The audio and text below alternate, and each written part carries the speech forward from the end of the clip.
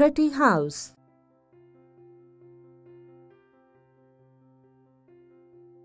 Once a man wanted to build a strong house.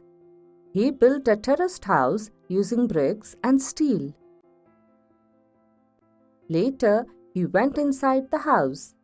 It was very dark. It had no ventilation. To get light and air, he took a big vessel and held it outside the house. After some time, thinking that the vessel contained light and air, he took the vessel in and poured the light and air in the house. He did this several times, but there was no light and air. A wayfarer saw him and laughed. He helped him get enough light. Features of good house. There should be sufficient light and fresh air in the house. So, it should have large windows and doors. There should be sufficient space around the house. There should be a kitchen garden in this space.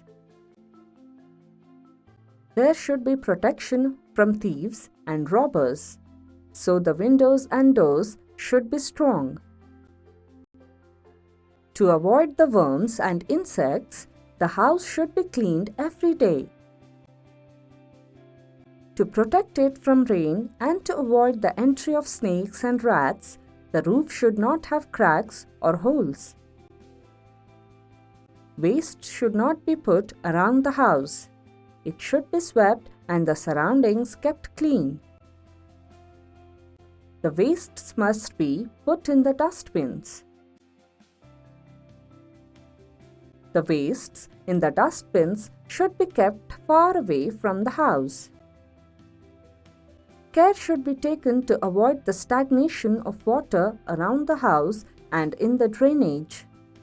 Dunghills and drainage stagnation around the house should be avoided. Now, look at Priya's house. Priya is studying in class 3.